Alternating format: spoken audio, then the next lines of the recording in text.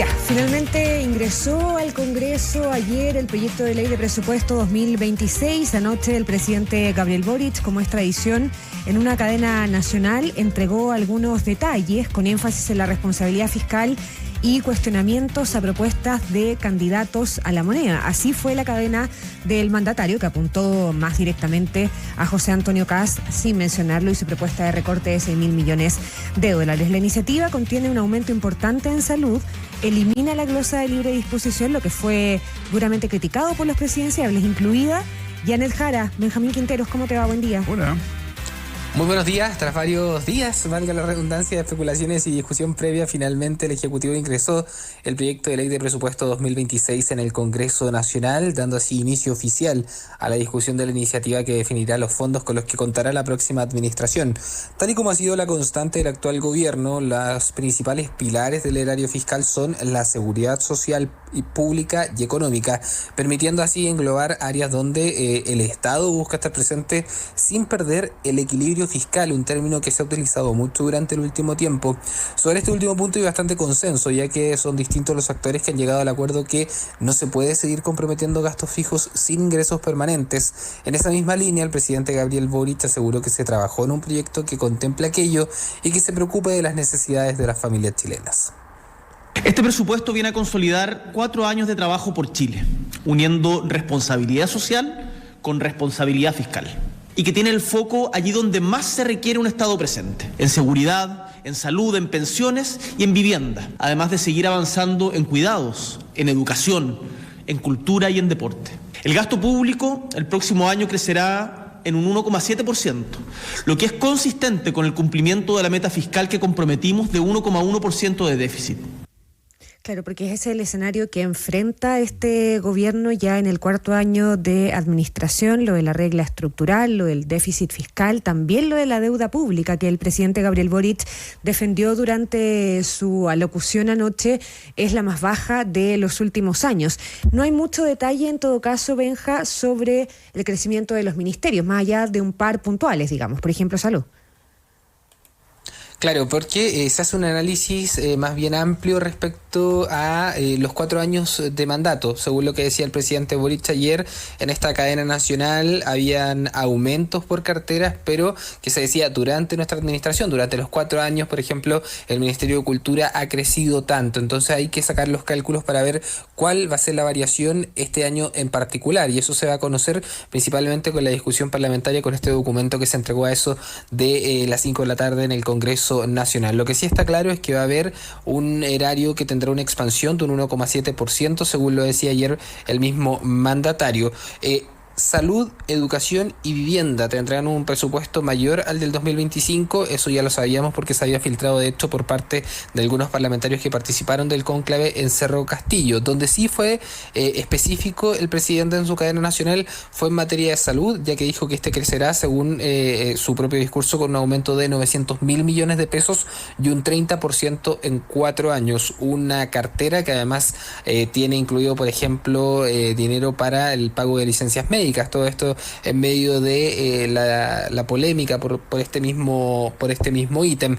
El anuncio tuvo rápidas y variadas reacciones desde el Congreso. La senadora demócrata, presidenta de la Comisión Mixta de Presupuesto, Jimena Rincón, cuestionó la falta de certeza en el discurso presidencial, mientras que la diputada del Frente Amplio, Gael Jomans, afirmó que buscarán reponer la glosa de libre disposición en la discusión parlamentaria.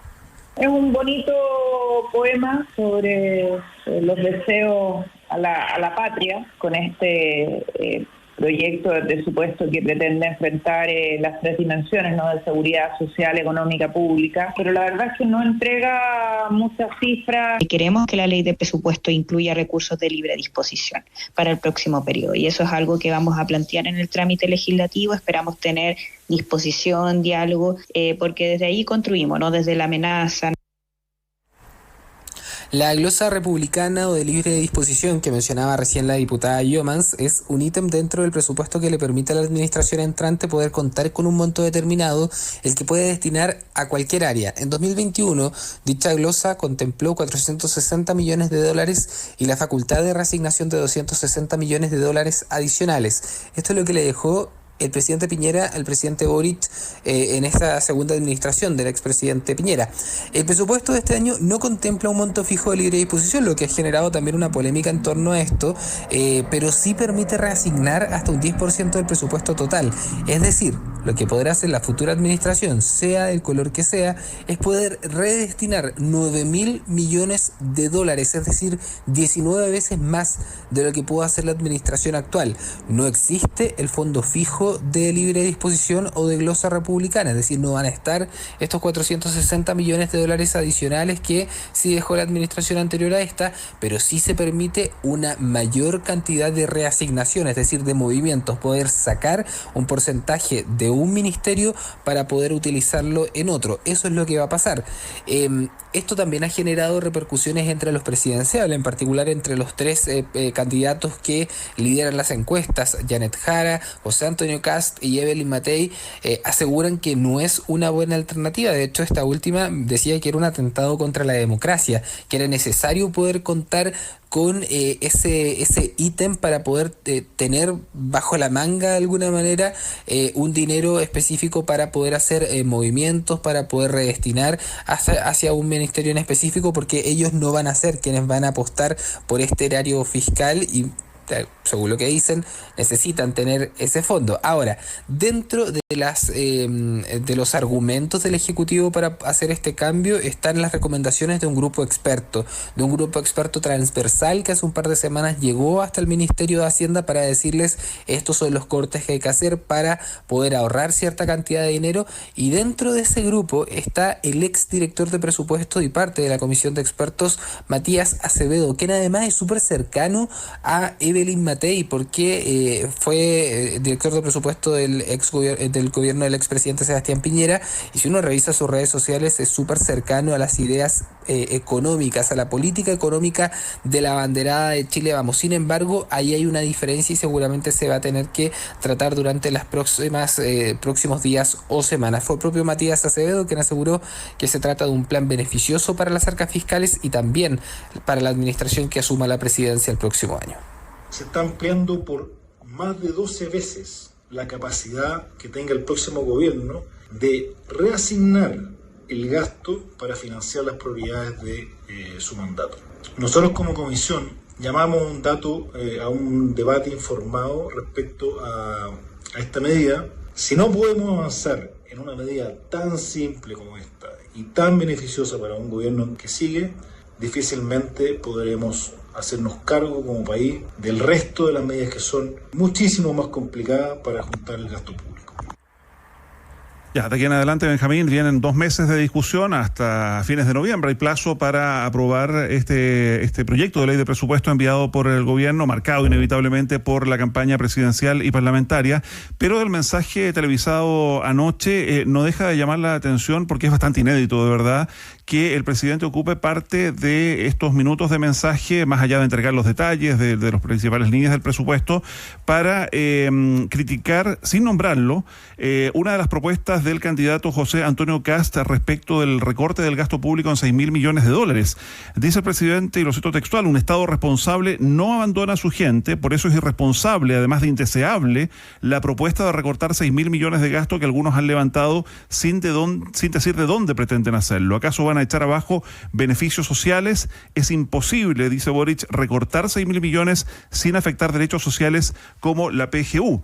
Y anoche mismo, en sus redes sociales, evidentemente se siente aludido José Antonio Kast, quien responde en un mensaje: no, presidente, vamos a recortar 6.000 millones de dólares en gasto político sin afectar beneficios sociales como la PGU, y vamos a partir por todos los funcionarios corruptos que usted llevó al gobierno y que en estos 4 años han robado la plata de los chilenos más pobres.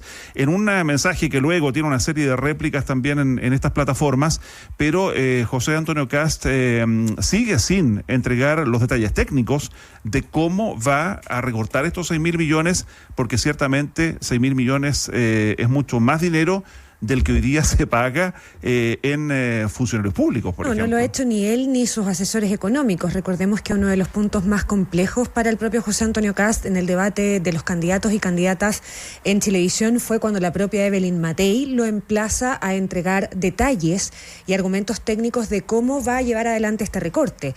Ahora, otra cosa es lo que hace el presidente Gabriel Boric ayer.